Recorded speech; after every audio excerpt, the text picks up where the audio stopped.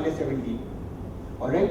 Or with respect to 8%, my market can go up by 25. That means the probability that the market will stay between minus 17 and plus 34 is a 66% probability. Alright? And if you do it 2 times, that means 8% minus 2 times 25, and if you do 8% plus 2 times,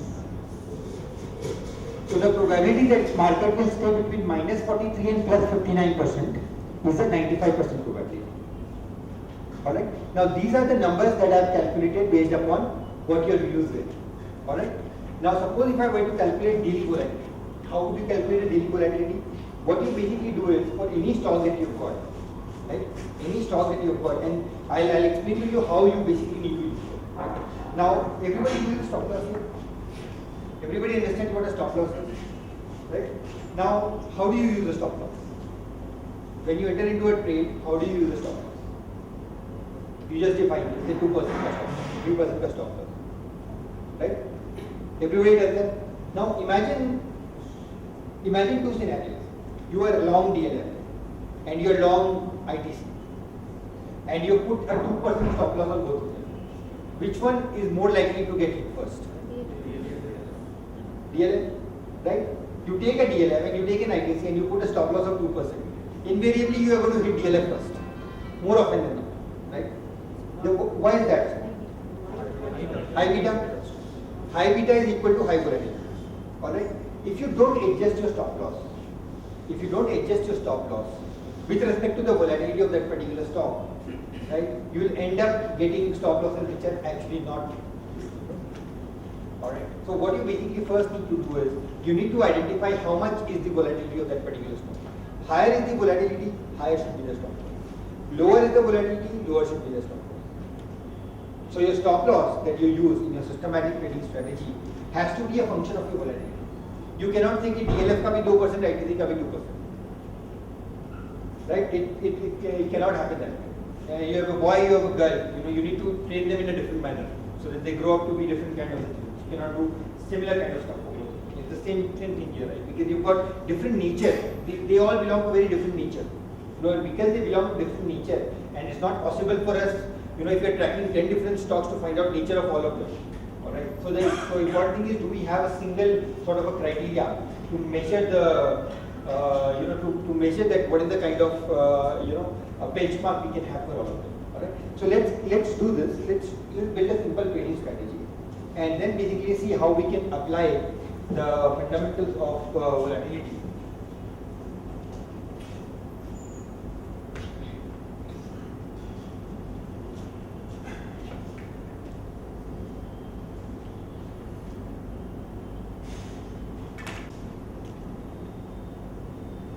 Suppose this was the price of DLF.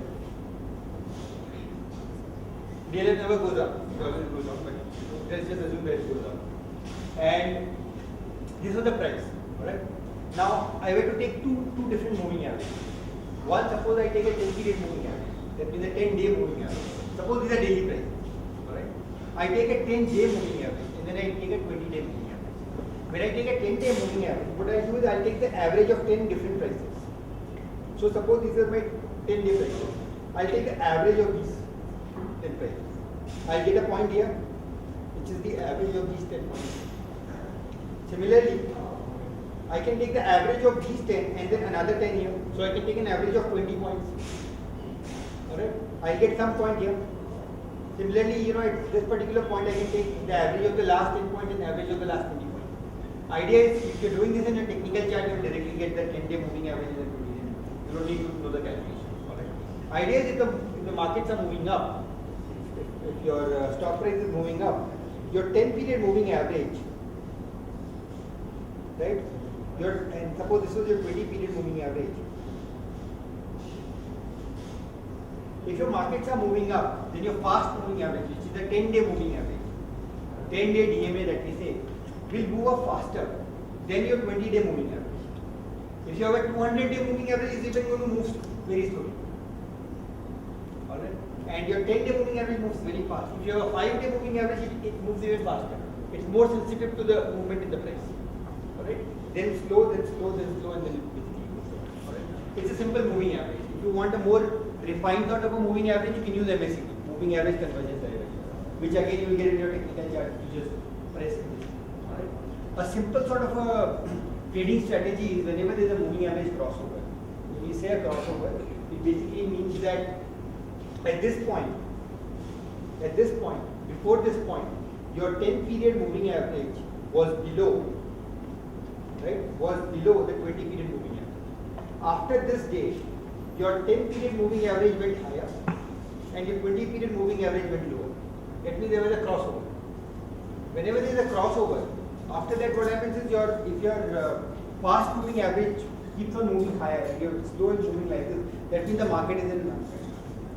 The moment the market comes into the downtrend, your fast will go down below your slow moving average faster. So there will be a crossover again. Alright? So crossovers are usually the entry point. Crossovers are usually the entry point for you to enter into the trade. Alright? You can have more complex tools. You can say that this is just the first tool for me to enter into the trade, but I want to refine this further. Right? So what you basically want to do is, you can keep refining it and doing a lot of things. But the more important thing, the more important aspect is once you enter into the trade, how do you want to manage it? The management of the trade is probably more important than just entering into the trade.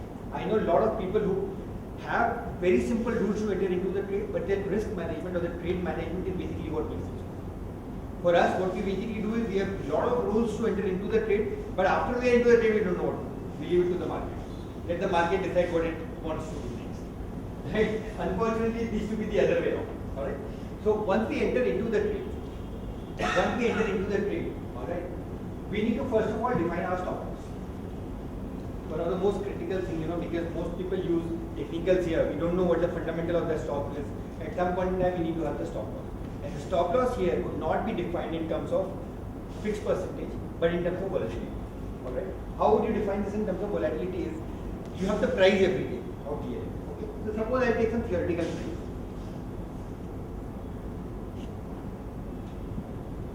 So I take some theoretical price. Let's suppose DLF was trading on the first day 200 rupees. Let me just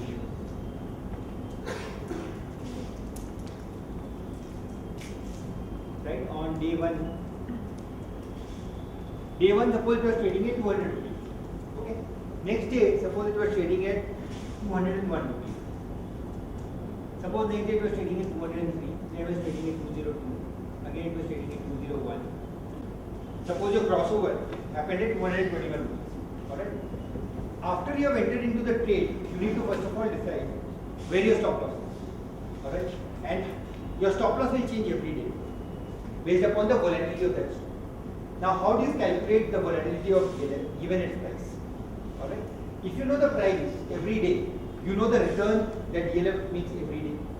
When I say return, from 200 if it has gone to 201, what is the return? 0.5%. Right? From 201 if it has gone to 203, what is the return? Roughly 1%. Alright? So I'll calculate returns here.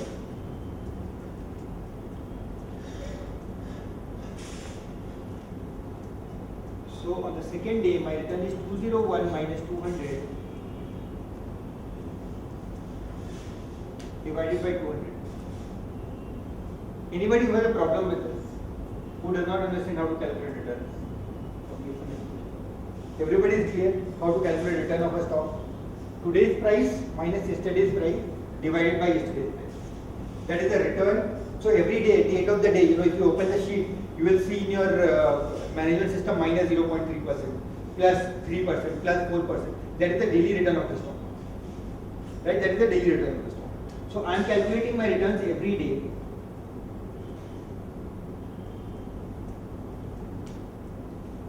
I just drag this formula. Right? So these are my everyday returns. If I put them in percentage, you will need to format myself.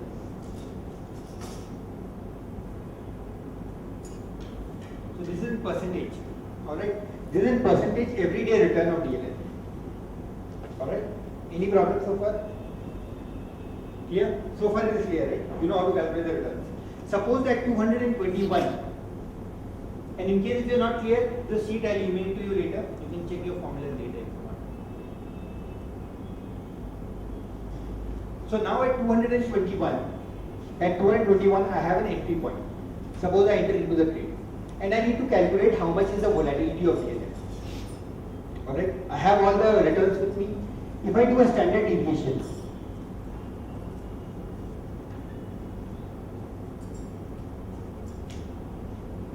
if you do a standard deviation of all of these,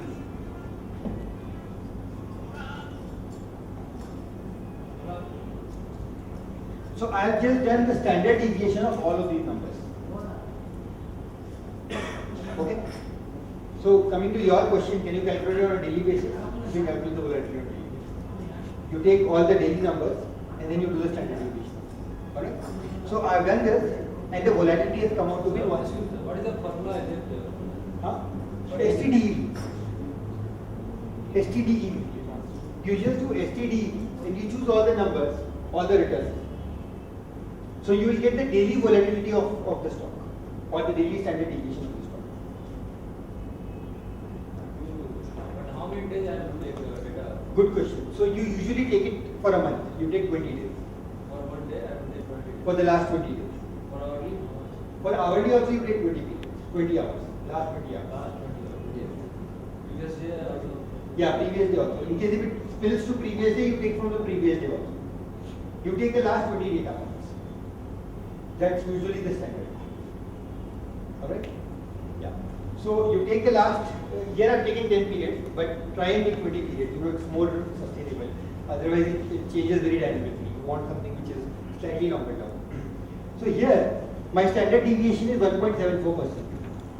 On a day that you enter the stock, when the stock is at 221 rupees, where do you think your stop loss should be? For the next day, where do you think your stop loss should be? If your standard deviation is 1.74%, where do you think your stop loss should be? Any idea? It should be 3.5%. 4%. It should be 2 times of this. Why 2 times? Because one standard deviation is a 66% interval. As I told you, when I was explaining to you the Nifty's return, one standard deviation was 66%. 2 standard deviation is a 95% probability. Which means that there is a 95% chance that on the following day, DLF should not go below 1.74 multiplied by 2.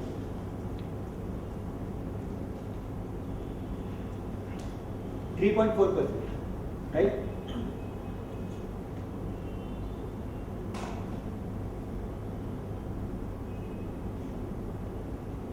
So this is my 95% confidence interval. There is a 95% confidence interval that DLF should not go below 3.48% on the next day. But if it does, if DLF goes below 3.48% on the next day, that means something else is happening with the stock which is beyond a reasonable limit. Which means probably it's turning its direction, is doing something which it is not supposed to do. Something is happening which is beyond our control or our limit. One more word of caution here is because you've calculated the standard deviation of the end of the day price, you would also see your stop loss at the end of the day, not during the day.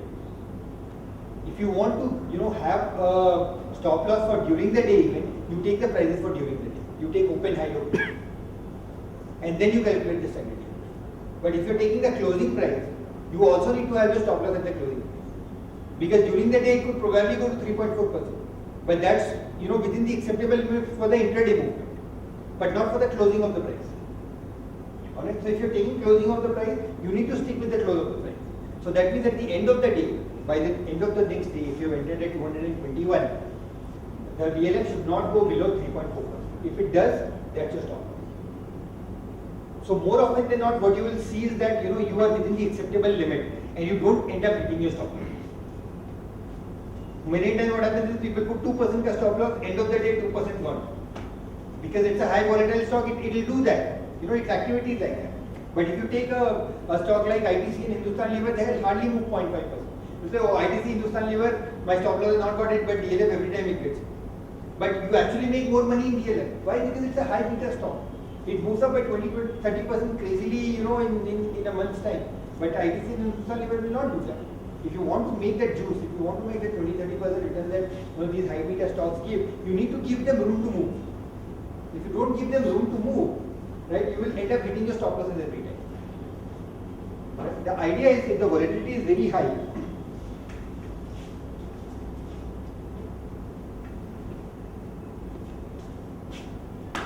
the idea is if the volatilities are very high, then your stocks are probably moving like this. If your stocks are moving like this and if you have a 2% stop loss, they just get hit like that. But if you have a 2 standard deviation or 2 times the vol limit, you're probably safe. You're playing somewhere here and not getting chopped by the high volatility.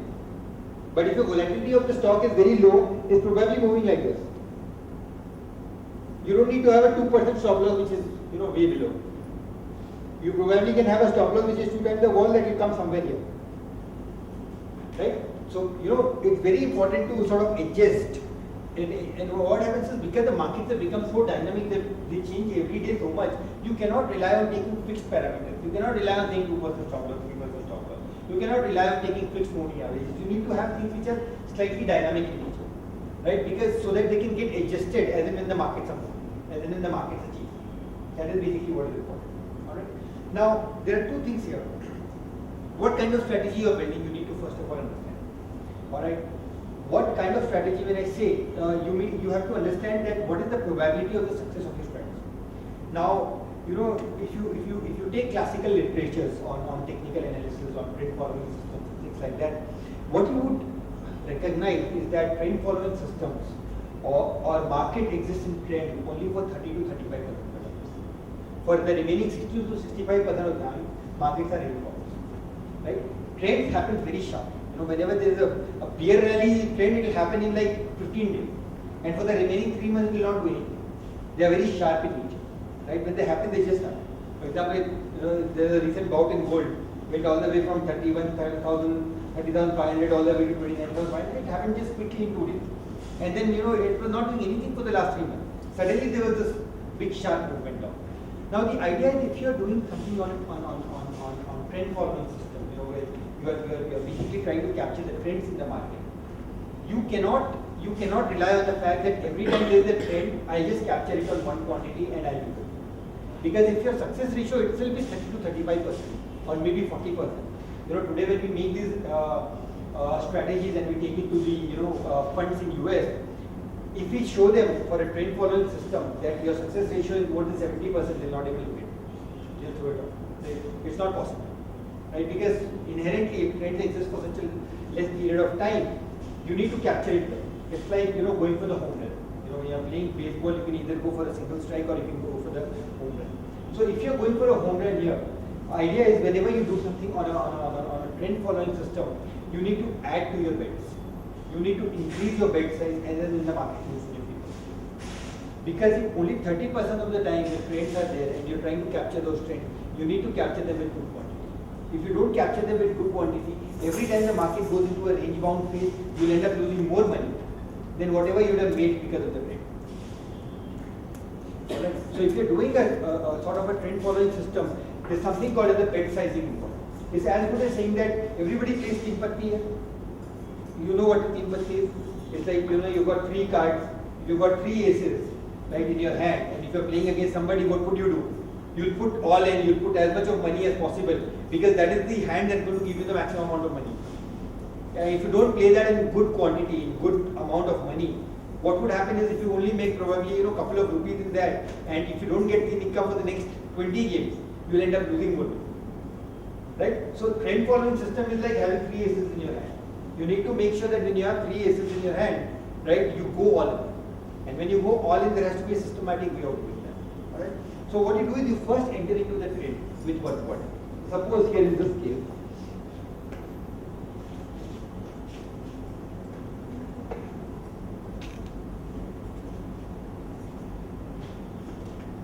so let me take an example from USD INR. If you see currencies, USD INR, it went from 50, 51 to about 56, 57 in a very short period of about month and a half time in 2012. Alright?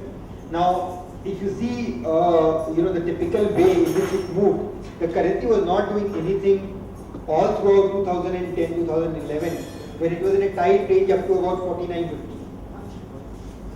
Alright? The moment it crossed the 50 mark, it started moving up in a very sharp manner. Alright? Now, suppose you were using not moving average. So moving average is one way of doing it. The other way of doing that is, you can also take like a 20-day high breakout.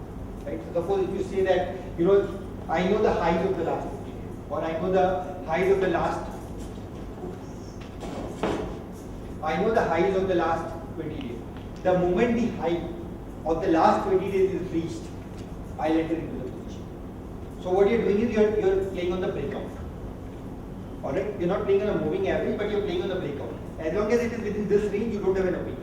You don't want to enter into the trade. But the moment is the breakout above, the 20 days high, you want to enter into the trade. So here in this case, suppose I use this phenomena that as long as it is in this range, I don't want to do anything. The moment the 20-day high is reached, I want to enter into the trade. Alright? You first enter into the trade at this point in time with a single quantity. Let's say one quantity. Whatever is the unit size, it could be 1 lot, it could be 10 lot, it could be 100 lot, it could be 1000 lots. It doesn't matter, it depends upon your size. But let's suppose you enter with one quantity at this point in time.